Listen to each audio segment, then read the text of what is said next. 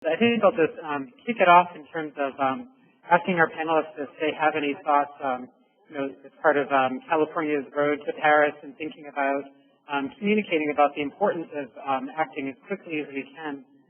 If our panelists have any thoughts in terms of kind of how to highlight the impacts to the coast and the ocean as part of that messaging about urgency. I'll help you out there. And that I think is one of the important things, is to make sure that in Paris there is an emphasis on the ocean. Much of the discussion on climate change is focused on terrestrial and sea level rise. And sea level rise largely, with the exception of these two great talks we had today, in the context of, oh my God, there goes that $1 million house.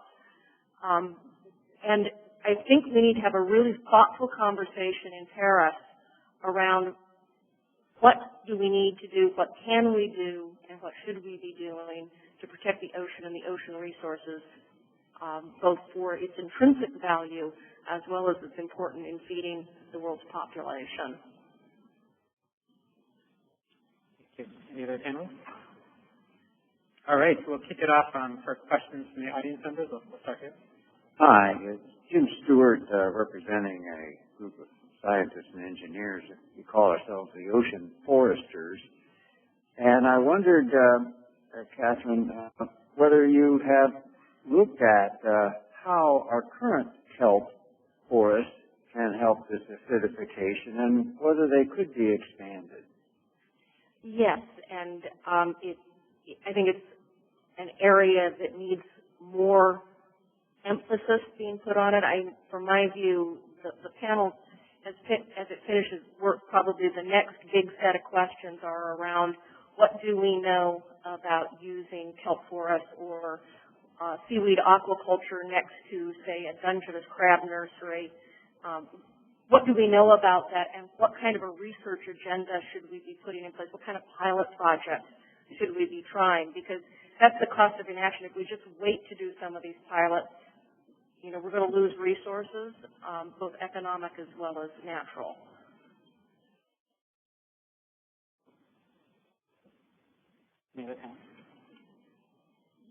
Yeah, I'll just add to that there is a growing body of research, or in fact, research on this subject. In fact, we have colleagues doing research on that, and it was explained quite well that oceans are acidifying globally, right?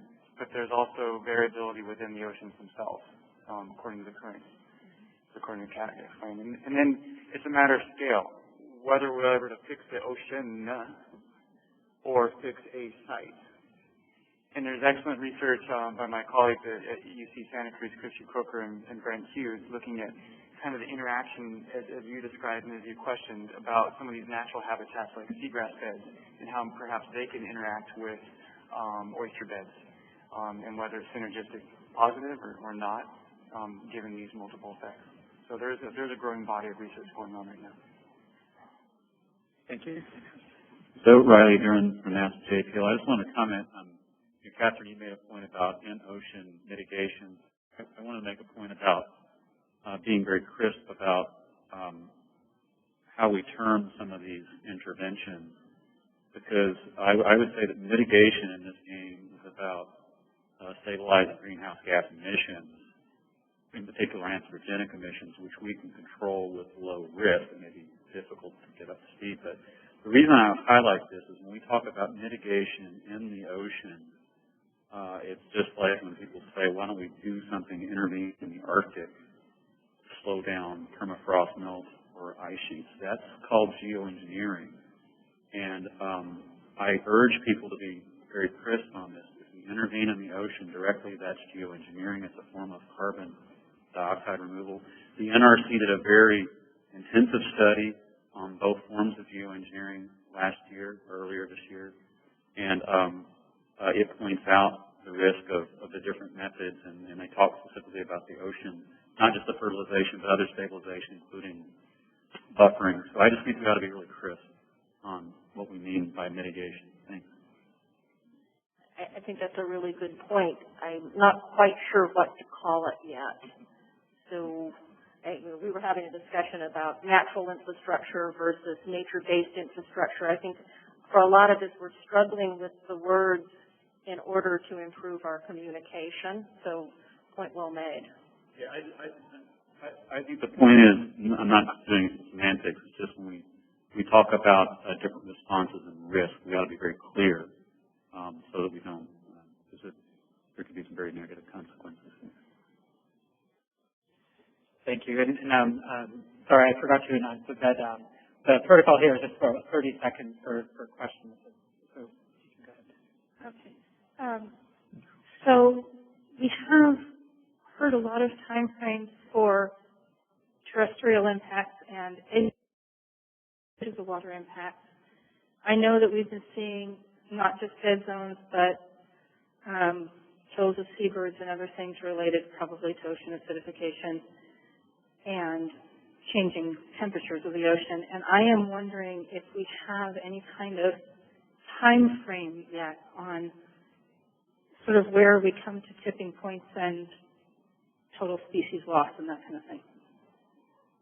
A lot of people are asking those questions, and there's a lot of research going on around them. The panel isn't coming up with any that I've seen yet. Not all the papers have been finished, but none of the papers have been produced so far from this collective of scientists. Says, this is the tipping point, this is the moment. But I think there was a clear consensus that we need to be taking action now. President, folks, and for Names Research Center. So I just had a quick question about when you're getting several agencies together to kind of get towards common goals to restore the wetlands and things like that. When you're working with, let's say, like private sectors such as the salt ponds, Calgary, things of that nature, things that look at the economic, I guess, like well-being of companies. How do you, I guess, obtain or purchase land from them? I'm just wondering, like, what the sort of process of that is. That's a great question. I actually wasn't the one talking to Cargill 15 years ago when they started having those conversations, but I have heard a lot about the stories. And what I've heard is that it's the long-term relationship, but a lot of it was actually having our Valence Goals report come out, raising the awareness that this needed to happen at a larger scale. I think there's a sense that Cargill wasn't making as much money as they had been at one time from those ponds, and so it was sort of a good moment for them to become a willing seller. It was a good moment for Dianne Feinstein to get involved and help raise money and figure out how this deal could be made. So I think it may have been a happy constellation of events that got us there, but it's also about the long-term relationship that is still maintained between the Coastal Conservancy and Cargill to keep thinking about what is the long-term trajectory of the Baylands, how are things going to go, how can we keep a collaborative relationship between the agencies that want to restore the coast and development interests. So probably not an ideal answer, but that's what I know of it. Yeah, because there's still fairly large areas where there's still salt ponds that hasn't gone through salt pond intrusion and so I guess more looking to long-term goals. Yeah, I'm not entirely sure. Maybe looking at the South Pond Restoration Project, see what they did 15 years ago. Is that? Yeah, that's when the report came out, and that's part of the process that led to the purchase of the South Bay Salt Ponds for restoration. You're right, there's a lot of land still owned by Cargill. They are very active in discussions they were with us in the Valence Goals and with the Coastal Conservancy ongoing about what they're doing with that land. It's a challenge, it's a challenging and interesting dialogue that has to happen between, I think, the public interest and the private interest is kind of what we've all been talking about. And, right now, the way our systems work, there's no obvious answer. It's almost like we're on a case-by-case basis of trying to figure out the solution. Definitely agree. Thank you. Howdy, I'm George Leonard from Ocean Conservancy. Just sort of a question for the panel overall. Can you guys talk a little bit more about this question of uncertainty and how do you deal with that, not just in the scientific realm, but more importantly in the sort of policy interface? And the fundamental question, it seems to me, is how much certainty do we need? From a science perspective, we could always get more information and reduce that window, but how much do we need in terms of getting either landowners to recognize there's a risk or folks operating in the ocean acidification space to say, okay, I'll make some investments in my company or my knowledge system. How do we deal with that from a practical standpoint?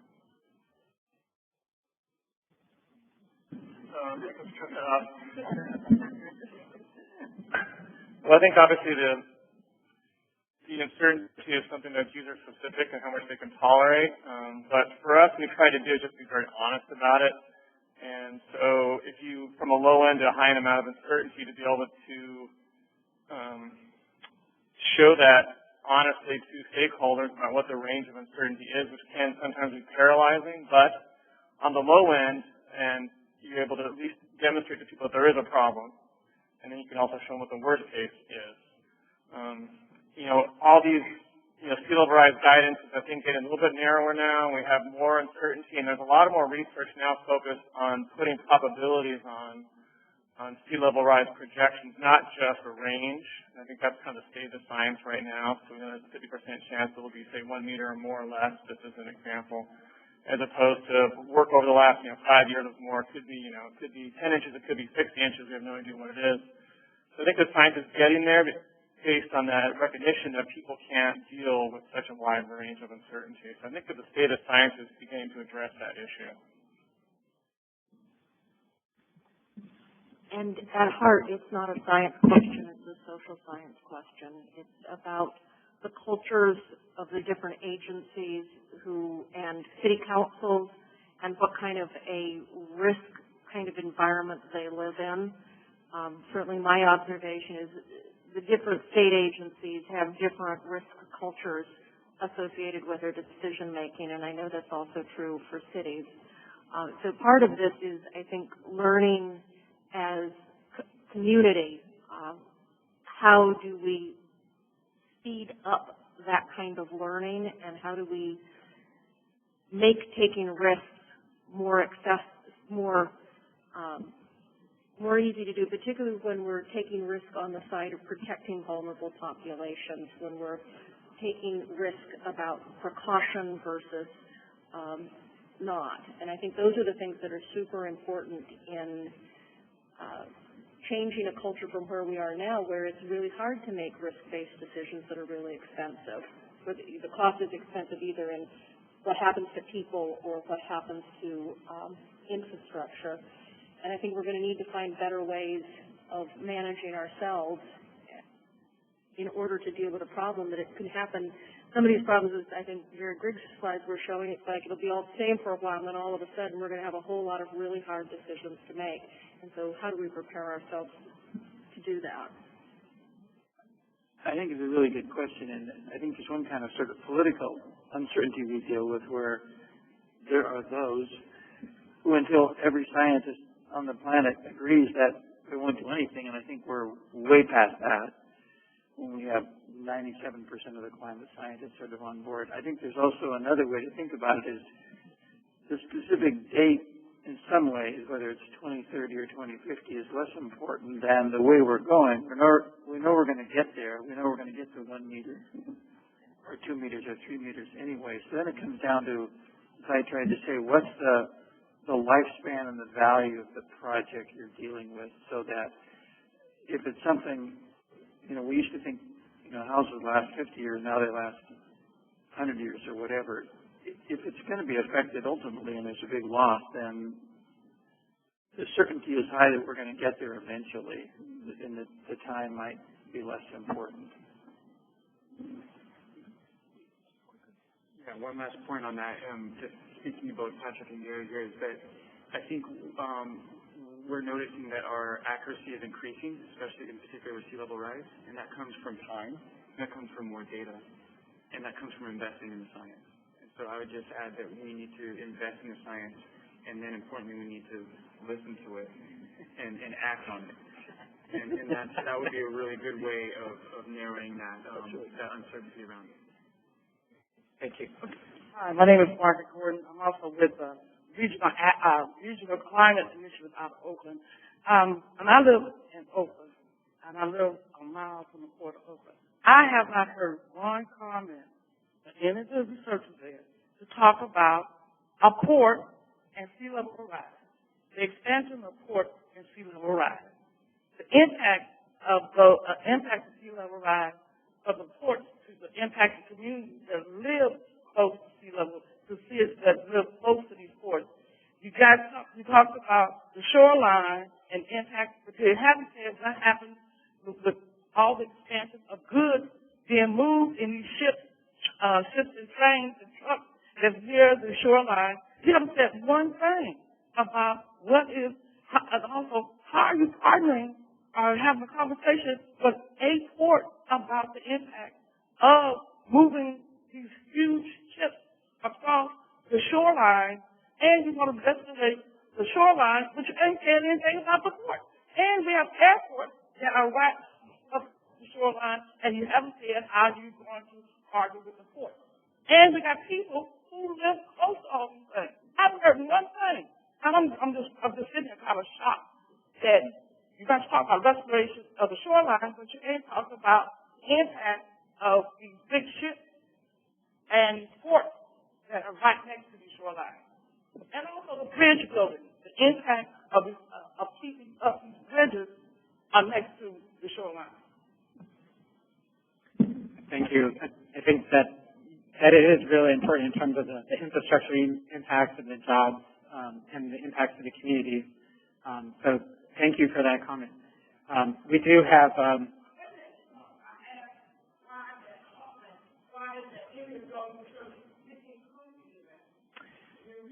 sure.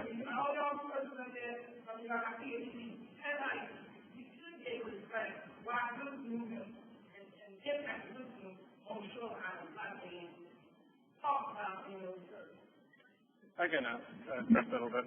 I mean, the ports actually and the airports are probably at the forefront of this kind of research because they're probably the first, really in the line of fire, the most impacted by sea level rise and climate change, as you suggested. So, for example, in Southern California, when we start to engage the ports in LA and Long Beach Harbor, they've been doing this for 5 or 10 or 20 years. They're way ahead of the game, just like a lot of the public infrastructure is, sewage treatment plants, water treatment plants. The airport's been doing its own study. And so the work we do does not exclude the ports. It includes anywhere that could be flooded, it could be impacted by this kind of work.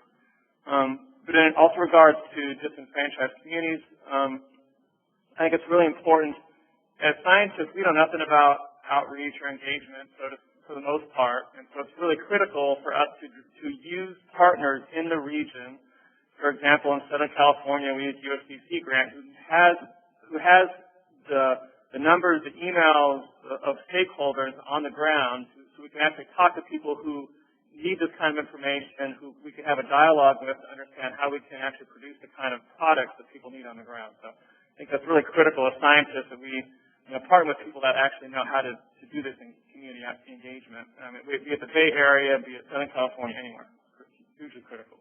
Thanks, Patrick. And we did just do a survey of ports, airports, utilities as part of a sea level rise planning survey, and we got about a 60% response rate from ports in terms of indicating, that they're engaged at all. And it's mixed, I would say, but they definitely, it seems like ports really do have economic incentive to really be on top of sea level rise because of that vulnerability. I'll just speak to the Nature Conservancy as well.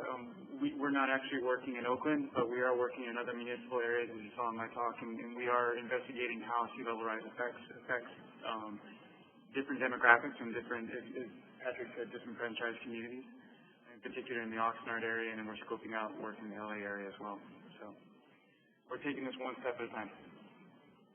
Yeah, and that is part of the third climate assessment for the state.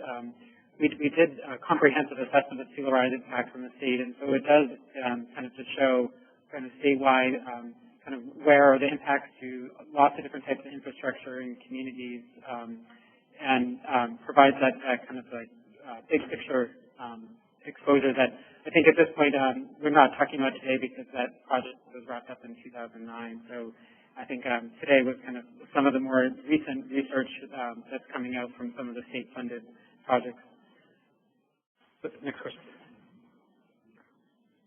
Hi, Brian Meyer from the Social Science Trust. I think, Kat, your point about the risk culture is just such an important one when it comes to climate adaptation, and it can often be a barrier. then I'm also kind of picking up a bit on a recent response, Letitia, that sort of seemed to indicate the need to look at policy windows or windows of opportunity and capitalize on those in order to make progress in these areas. And it seems like each of you sort of has been witnessing those moments of capitalizing on opportunities when a policy window opens.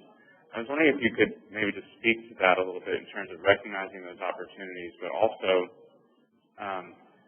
thinking about sort of the institutional or political resilience that you're also trying to build as you kind of have that fleeting moment to make some progress, but then want to put things in place that last longer than whatever the current administration and the current leadership of a given organization that you're working with.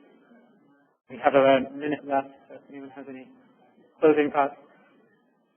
I'll just say quickly that I think that the science can create that policy window. I feel like it's happening right now with our updates to the Valence goals. We're basically saying, we might want to reinterpret some of the Clean Water Act to be able to fill in parts of the bay, for example, or let sediment move through creeks in ways that, we were concerned was an environmental problem before. Now we may realize that we actually really need that sediment, and maybe there's a safe way we can move it through the creeks. So by having the scientists speaking directly to policymakers and those who interpret and implement the policies, it seems to be allowing that space or creating that window, but it's about having that dialogue all the way along, so it's not just plopped down in somebody's lap, but you get people at all the different levels of leadership in the organization moving forward together.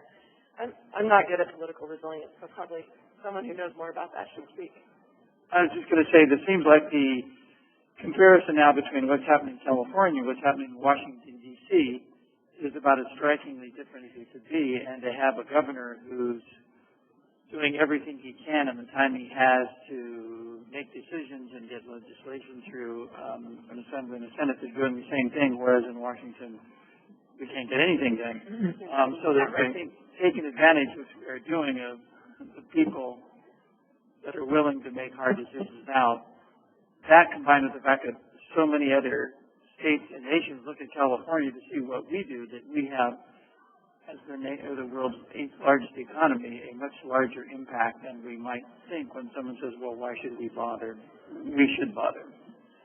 Thank you, Gary, and thank you to all the panel, and thank you everyone for sticking it out, and welcome to the reception afterwards.